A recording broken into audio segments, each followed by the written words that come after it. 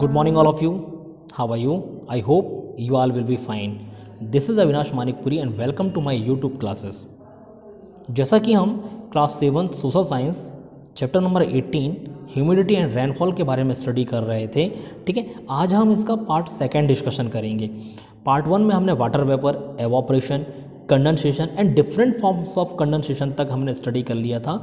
यहाँ हमने कंडेंसेशन की 8 टाइप के बारे में स्टडी किया था, ठीक है। आज का जो टॉपिक हमारा स्टार्ट होगा वो 9 नंबर होगा, ठीक है। कंडेंसेशन का ही प्रकार है जिसको हम बोलेंगे द रेन। रेन का मतलब आप समझते हैं बरसात, ठीक है। देखेंगे आप यहाँ लिखा कि amongst the various form of humidity the most important is rain. There are 3 forms of rain, कि रेन के 3 फॉर्म्स बताएं यहाँ पर। सबसे पहला है कन्वेक्शनल रेन, ठीक है। दूसरा है ऑरोग्राफिक रेन एंड तीसरा है साइक्लोनिक रेन, कि तीनों के बारे में हम 1 बाय 1 डिस्कशन करेंगे। तो सबसे पहले हम देखते हैं कन्वेंशनल रेन।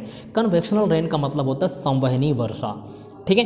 कन्वेक्शनल साइंस का एक पार्ट है कन्वेक्शन, कि कन्वेक्शन क्या होता है कि जब हवाएं ऊपर की तरफ जाती हैं, ठीक है, गर्म होती हैं और हवाएं ऊपर की तरफ चली जाती हैं, ठीक, फिर वहाँ पर जो प्रोसेस होती है, ठीक, उसको हम कन्वेक्शन बोलते हैं। वो देखिए क्या लिखा है कन्वेक्शनल के बारे में, कि फर्स्ट नंबर पर देखेंगे कि जहाँ लिखा है कि the vapour formed from water bodies due to strong heat rise up in the sky and are condensed due to low temperature there and fall on the earth in the form of raindrops, ठीक है।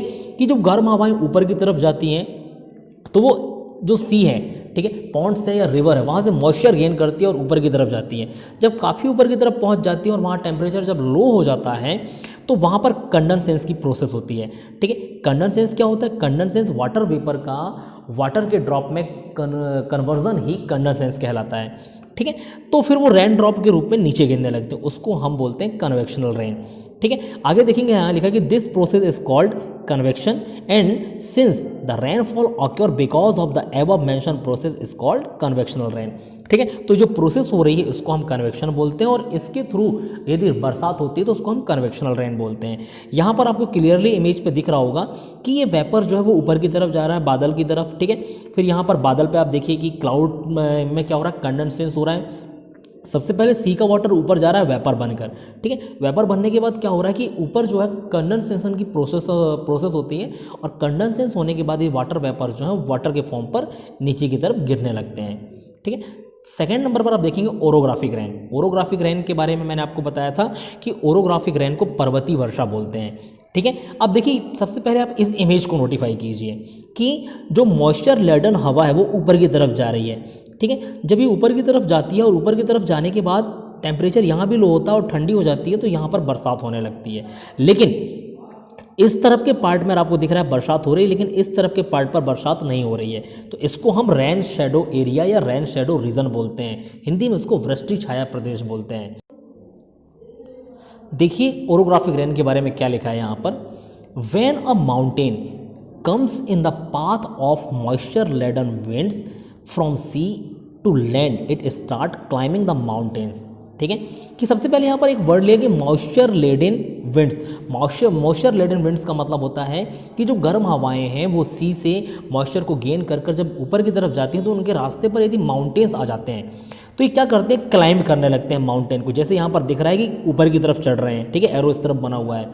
On reaching great height it cool down and precipitate in the form of rain. और जैसे ये ऊपर की तरफ पहुंच जाते हैं तो यहाँ पर टेम्परेचर क्या होता है, डाउन होता है और ये हवाएं ठंडी हो जाती हैं और कूल डाउन होकर ये प्रेसिपिटेट्स करने लगती हैं, बूंदों के रूप में, बरसात के रूप में नीचे गिरने लगती हैं। This is called orographic rain और इसी को हम ओरोग्राफिक रेन्स बोलते हैं। Such rainfall occur in the region of the monsoon और द वेस्टर्ली विंड्स। बेसिकली ऐसी जो बरसात होती है, ऐसा जो रेनफॉल होता है वो मानसून के कारण होता है या वेस्टर्ली विंड्स। वेस्टर्ली विंड का मतलब होता है बेटा पछुआ हवाएं, यानी पश्चिम से आने वाली जो हवाएं हैं उनको वेस्टर्ली विंड्स बोलते हैं। The part of the mountain which faces the wind receive plenty of rainfall and it is called windward side. कि जहाँ पर ज़्यादा बरसात हो रही है उसको विंडवार्ड साइड बोलते हैं। Of the mountain where as other side, ठीक, जहाँ पर लिखा है कि other side opposite to the windward side receive little और no rain, this is called the leeward side और रेन शेडो एरिया।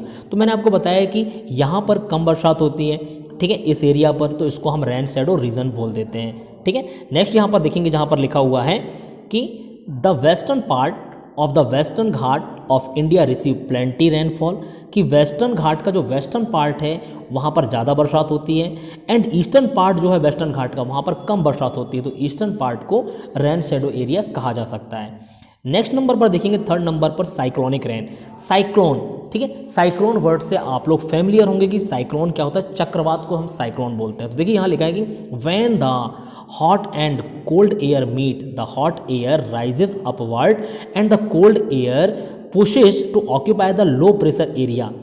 ठीक है, कि साइक्लोनिक रेन बोला कि जब गर्म और ठंडी हवाएं एक साथ मिलती हैं, ठीक है, तो हॉट एयर जो है बेटा वो ऊपर की तरफ राइज करने लगती है, जी, जैसे कन्वेक्शन में होता है, जब ऊपर की तरफ राइज करती हैं तो बीच का जो एरिया है वो खाली हो जाता है। तो ये देखिए ठंडी हवाएं जो हैं वो ऐसे राउंड राउंड अर्थ के घूमने की वजह से राउंड राउंड घूमती हैं और उस जगह को ऑक्यूपाई यानी फिल करने के लिए वो इस तरफ मूव करती हैं। तो लिखा है कि low pressure area in the centre, consequently there is circular movement while causes the whirling air in the center rise upward, the rising air cool down, condenses and bring rains। ठीक है, तो क्या हो रहा है कि जो यहाँ पर एक वर्ड आया whirling air, whirling air का मतलब होता है जो गोलाकार हवाएं हैं जो ऊपर की तरफ जाती हैं। ठीक है, जब वो ऊपर की तरफ जाती हैं और वहाँ टेम्परेचर लो होता है तो फिर वहाँ पर कंडेंसेशन की प्रोसेस होती है।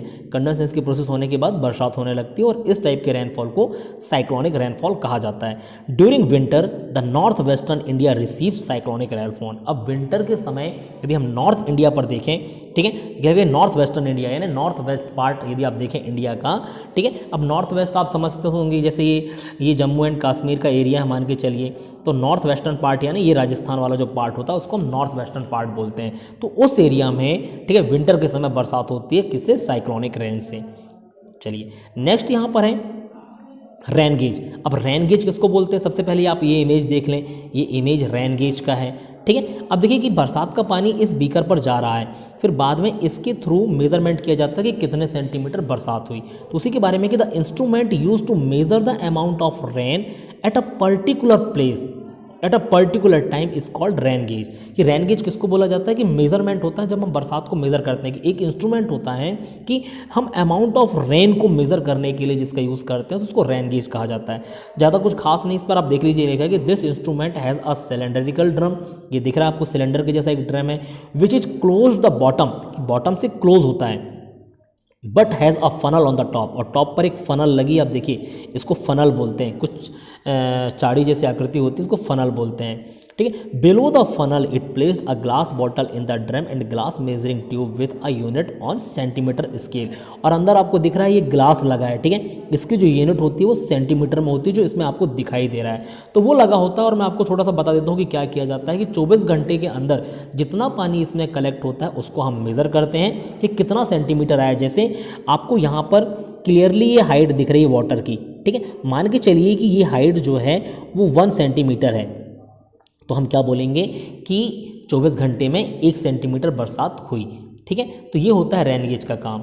तो ये चैप्टर यहाँ पर आपका होता है कंप्लीट। फिर इसके एक्सरसाइज हैं वो आप लोग देख सकते हैं। ठीक है, मैंने चैप्टर पूरा एक्सप्लेन कर दिया। आई होप आपको एक्सरसाइज भी बन जाएंगे। आंसर्स आप खुद से लिखने की कोशिश करें, वो ज़्यादा बेटर होगा। तो आज के लिए बस इतना ही। Thank you so much and thanks for watching this video. Next part जो होगा चैप्टर नंबर 19 पर होगा। ठीक है, तो thank you so much and thanks for watching this video.